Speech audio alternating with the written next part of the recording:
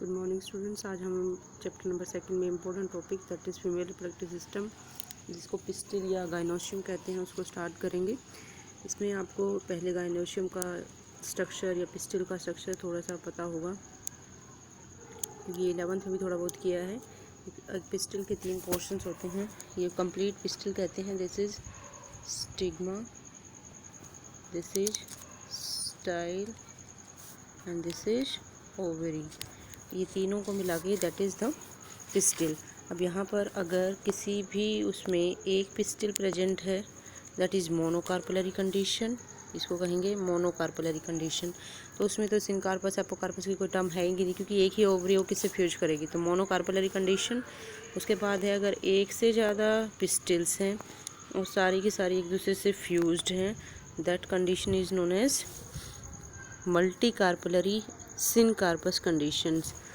और उसके बाद है इनके एग्जांपल आपको किस प्लांट में मिलती है वो याद करने हैं। इसे नेक्स्ट पेज पे आपका एक एग्जांपल भी है वो करना है, विद डायग्राम्स हैं।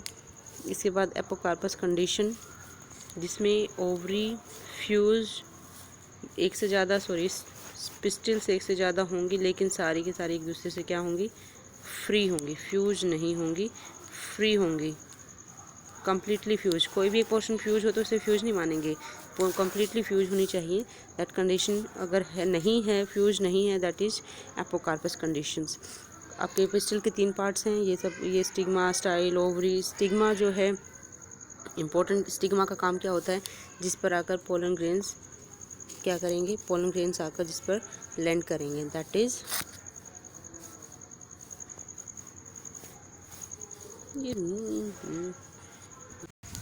इसमें आपको जो आपकी कंडीशंस हैं कि आपकी ओवरी के अंदर सबसे स्टिग्मा का काम तो पोलन ग्रेन्स को रिसीव करना है। स्टाइल के अंदर वो पोलन ट्यूब रन करती है। सबसे इम्पोर्टेंट है ओवरी, क्योंकि ओवरी के अंदर होता है लोक्यूल, लोक्यूल के अंदर प्रेजेंट होता है ओव्यूल, और इस ओव्यूल के अंदर प्रेजेंट होता है एग। ये है, this is L locule, locule के अंदर है ये, दिस वन ओव्यूल, ओव्यूल के अंदर ये है this one, this is egg. तो लोक्यूल, लोक्यूल के अंदर ओव्यूल, ओव्यूल के अंदर एग प्रेजेंट होता है। तो हमें क्या करना है, अब जो एक ओवरी के अंदर ओव्यूल का डायग्राम, ओव्यूल किस तरीके से अरेंज होता है, ओव्यूल की डिफरेंट डिफरेंट शेप्स हो सकती हैं ओवरी के अंदर अरेंजमेंट के बेसिस पे, वो हमने पढ़ना है। आपकी बुक में एक डायग्राम है, ये आपको करना है। ये है syncarpous ovary, this is apocarpous ovary, और ये है स्ट्रक्चर ऑफ ओव्यूल का, और एनाट्रोपस टाइप ऑफ ओव्यूल है, शेप है ये ओव्यूल की, ओवरी में जो प्रेजेंट है। इसकी किस तरीके से अरेंजमेंट होती है ये हम करेंगे। ओवरी में सबसे पहले है पहला इंटेगुमेंट, सेकंड इंटेगुमेंट, ये है अंदर ये न्यूसेलस टिश्यू, न्यूसेलस टिश्यू के बाहर ये दोनों कवरिंग हैं, इन दोनों कवरिंग को कहते हैं इंटेगुमेंट्स। और यहाँ पर इंटेगुमेंट्स के बीच में एक ओपनिंग रहती है, that is known as the micropyle. ये एरिया दैट इज़ माइक्रोपाइल, यहाँ वर्ड लिखा है जो माइक्रोपाइल क्या है, the opening from where the pollen tube will enter, the opening present between the two integuments. Integuments are the covering of the nucellus tissue. उसके बाद जो यहाँ पर एक स्टोक लाइक स्ट्रक्चर जो यहाँ पे ये दिखाई दे रहा है, ये stalk like structure, this stalk like structure is known as funicle. Stalk like structure को फ्यूनिकल कहते हैं। ये स्टोक लाइक स्ट्रक्चर, ये स्टोक लाइक स्ट्रक्चर ऐसा है, इस स्टोक लाइक स्ट्रक्चर को बोलते हैं फ्यूनिकल। और हीलियम क्या है, हीलियम वो एरिया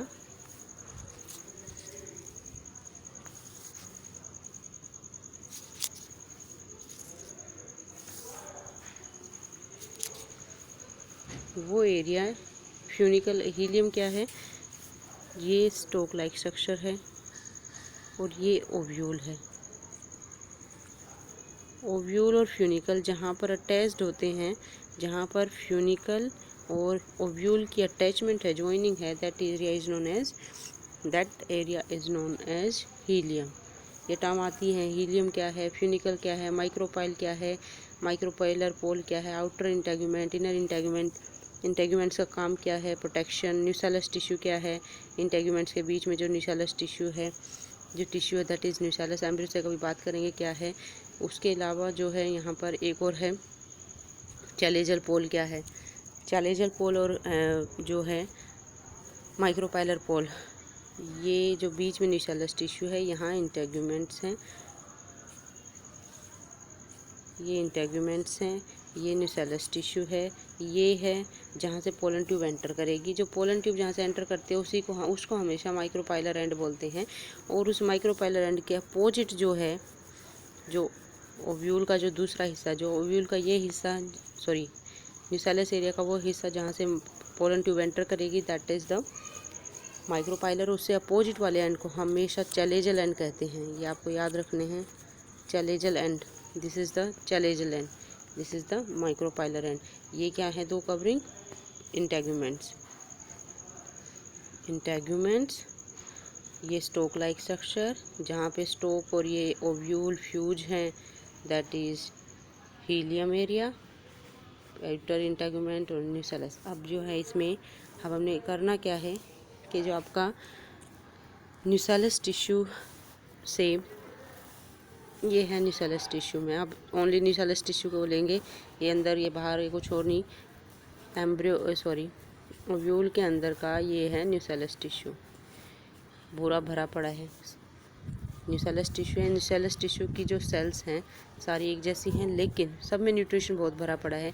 लेकिन जो सेल्स माइक्रोपाइलर एंड की तरफ हैं, उनमें से कोई एक सेल मेगास्पोर मदर सेल की तरह बिहेव करेगी। वेरी वेरी इंपॉर्टेंट, मेगास्पोर बोलेंगे यहाँ पर। कोई एक सेल मान लो 1000 सेल है, लेकिन उनमें से कोई एक सेल होगी जिसमें न्यूट्रिशनल वैल्यू बहुत ज़्यादा होगी और वो बिहेव करेगी मेगास्पोर मदर सेल की तरह। जैसे कि आपका माइक्रोस्पोरोजेनेसिस में था, पोलन ग्रेन फॉर्मेशन में था, उसमें जितना भी अंदर स्पोरोजिनस टिश्यू था वो सारा मियोसिस कर रहा था और सारे का सारा इन्वॉल्व था पोलन ग्रेन फॉर्मेशन में। यहाँ ऐसा नहीं होगा, यहाँ पर कोई न्यूसेलस टिश्यू है, वही है जैसे स्पोरोजिनस टिश्यू था, ऐसे ही बिहेव करेगा ये भी। लेकिन यहाँ सारी सेल्स नहीं, कोई एक सेल, और जो कौन सी होगी, near to the micropylar end के पास कोई भी सेल होगी, उसके अंदर होगा मियोसिस। और वो मियोसिस से क्या करेगी, 4 सेल बनाएगी। उन 4 सेल में से जो 3 सेल हैं वो ख़त्म हो जाएंगी, उसमें से बस एक सेल बचेगी। जो बचेगी उसको कहेंगे फंक्शनल मेगास्पोर मदर सेल। एक सेल को कहेंगे फंक्शनल मेगास्पोर मदर सेल। जैसे यहाँ पर इन्होंने शो किया है, ये देखो, ये हैं सारी बहुत, ये सारा न्यूसेलस टिश्यू है। ये इस न्यूसेलस टिश्यू में ये जो सेल है, जो एक सेल है ये वाली, ये सेल बड़ी दिख रही है सबसे, तो ये किसकी तरह बिहेव करेगी, मेगास्पोर मदर सेल की तरह। इस सेल में क्या होगा, मेगास्पोर मदर सेल में क्या होगा, मियोसिस होगी। ये मियोसिस दिखा दी, यहाँ मियोसिस हो चुकी, यहाँ मियोसिस होगी। ये मेगास्पोर मदर सेल में मियोसिस से पहले 2 सेल बनी, फिर 2 से कितनी बन गई, 4, 1 2 3 4 सेल्स बनी। इन 4 में से 3 ख़त्म हो जाएंगी, ये ऊपर वाली एक बच जाएगी। जो एक सेल बचेगी उस एक सेल में अब जो एक सेल बचेगी उस एक सेल में होगी अब मियोसिस। और वो सॉरी जो एक सेल बचेगी, ये सेल बचेगी, इस एक सेल में होगा माइटोसिस, फ्री न्यूक्लियर माइटोसिस होगा। माइटोसिस, ये एक सेल है, याद रखना, ये एक सेल है, इस एक सेल में माइटोसिस हुई। माइटोसिस से 2 न्यूक्लियस बन गए, 2 से फिर माइटोसिस हुई, 2 से 4, फिर माइटोसिस हुई, 2 से 4 से कितने बन गए, 8। कितने न्यूक्लियस स्टेज पे आ गई, 8 न्यूक्लियस स्टेज पे आ गई। अब जो ये 8 न्यूक्लियस स्टेज बनी, इस 8 में से जो 3 इधर अरेंज हो जाएंगी, 3 इधर, 6 और 2 बीच में अरेंज हो जाएंगे। 8 न्यूक्लियस बन चुके हैं, 2 यहाँ क्या हुआ, ये सिंगल सेल, भाई देखो, एक मेगास्पोर मदर सेल, मियोसिस करके 2 से 4, 4 में से 3 ख़त्म, एक बच गई। वो एक जो बची उसने किया mitosis, very very important. Mitosis से एक से बनेगी दो, दो के बाद फिर एक बार फिर माइटोसिस हुए चार, फिर माइटोसिस हुआ, कितनी बनेगी टोटल सेल्स? 8 सेल्स बनी। इन 8 सेल्स में अब जो 8 सेल हैं, ये 8 सेल अपने आप को अरेंज करेंगी, 3 अबव, 3 बिलो और 2 बीच में। उन जो 3 ऊपर अरेंज हुई उनको कहेंगे माइक्रोपाइलर, उनको तो कहेंगे माइक्रोपाइलर सेल्स। जो नीचे की तरफ है वो चैलेजल सेल या एंटीपोडल सेल, इनके नाम हैं। अब जो मैं अब इसका स्ट्रक्चर बना रही हूँ, ये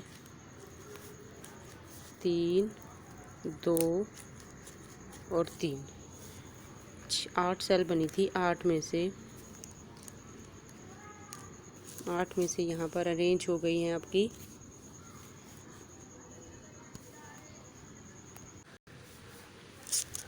जो 8 में से आपकी 8 सेल्स बनी, 1 2 3 4 5 6 7 और 8। इन 8 में से जो ये 3 सेल्स हैं यहाँ वाली, इन तीनों को कहेंगे माइक्रोपाइलर सेल्स या सिनर्जिड सेल्स। और ये जो 3 हैं ये एंटीपोडल सेल्स हैं, 3 हैं एंटीपोडल। और ये जो 3 हैं इधर ये हैं। इन 3 में से ये जो बीच वाली है जिसको मैंने डार्क किया है, ये तो है एग सेल। और इसके जो साइड में ये दोनों हैं, ये जो दोनों बहनें हैं, ये कहेंगी, इनको कहेंगे नर्स सेल या सिनर्जिड सेल्स, सिनर्जिड सेल्स या नर्स सेल्स। फिर मैं रिपीट कर रही हूँ, टोटल 8 सेल्स। 8 में से जो 3 हैं ये हैं, 3 में से बीच वाली एग सेल, ये जो 2 हैं ये सिनर्जिड सेल्स, और ये जो नीचे वाली 3 हैं ये चैलेजल सेल्स या एंटीपोडल सेल्स हैं। और ये जो बीच में हैं 2, ये हैं आपकी पोलर सेल्स या पोलर न्यूक्लियाई। ये दोनों आपस में फ्यूज कर जाएंगे, एक सेल बन जाएंगी। ये बन गया आपका, this is known as embryo sac. ये जो बना स्ट्रक्चर इसको कहते हैं embryo sac. Very very very important. Embryo sac क्या होता है? Embryo sac is 8 nucleate 7 celled structure होता है। 8 nucleate 7 cell structure, that is, क्योंकि यहाँ पर देखो कितनी सेल, 1 2 3 4 5 6 7, ठीक है, हो गए 7, क्यों 8 सेल थी। अरे सेल तो 8 थी, लेकिन ये 3 तो, ये 3 अलग, ये 3 अलग है। जो बीच में 2 थी आपस में फ्यूज करके एक सेल बन गई, लेकिन न्यूक्लियस कितने थे? 2। न्यूक्लियस कितने हुए? 1 2 3 4 5 6 7 8। न्यूक्लियस तो है यहाँ पर 8, लेकिन सेल कितनी हैं? 7। ये याद रखना है। ये जो स्ट्रक्चर बना ये न्यूसेलस टिश्यू के अंदर बना, और जो ये ऐसा स्ट्रक्चर बना इसी को एम्ब्रियो सैक कहते हैं। तो एम्ब्रियो सैक कहाँ पर प्रेजेंट है? एम्ब्रियो सैक प्रेजेंट है ओव्यूल के अंदर। ओव्यूल में कैसे बना? न्यूसेलस टिश्यू से। न्यूसेलस टिश्यू में क्या है? स्पेशल सेल, जिसका नाम क्या है? Megaspore mother cell. उस मेगास्पोर मदर सेल में क्या हुआ? मियोसिस। मियोसिस से कितनी सेल बनी? 4। 4 में से कितनी डीजनरेट हो गई? 3। कितनी बची? 1। उस 1 में क्या हुआ? माइटोसिस। माइटोसिस से क्या बना? 8 सेल। वो 8 सेल ने क्या किया? अरेंज। किस में किया? एक स्ट्रक्चर में। इस स्ट्रक्चर को जो बना इसको क्या कहेंगे? Embryo sac. ये कर लोगे? Very very important. Embryo sac क्या है? क्वेश्चन आता है, write to note on embryo sac. इस एम्ब्रियो सैक को ही फीमेल गैमेटोफाइट कहते हैं, क्योंकि इस एम्ब्रियो सैक में ही एग सेल प्रेजेंट होती है। और कहाँ? ऊपर की तरफ एग सेल प्रेजेंट होती है। तो ये जो स्ट्रक्चर बन गया भाई, ये एम्ब्रियो सैक बन चुका है। यहाँ से शुरुआत न्यूसेलस टिश्यू से एम्ब्रियो सैक बन गया है। ये डायग्राम आपको बनाना है। अब इसमें फीमेल गैमेटोफाइट जो ये बन गया है एम्ब्रियो सैक, ये मोनोस्पोरिक कहते हैं इसको, क्योंकि ये एक मेगास्पोर सेल से बना, इसलिए इसको मोनोस्पोरिक बोलते हैं। इसमें बाद आपने यहाँ पर ये पूरी प्रोसेस जो मैंने समझाई है उसी को एक्सप्लेन किया है यहाँ पर, कि जो है मेगास्पोर, ये पूरी प्रोसेस को आप पढ़ के देखना, जितने मैंने समझाया वही है। इसके बाद नेक्स्ट टॉपिक पॉलिनेशन करेंगे। अभी आप इतना इसको करना, आगे समझ में तो मेरे से पूछना।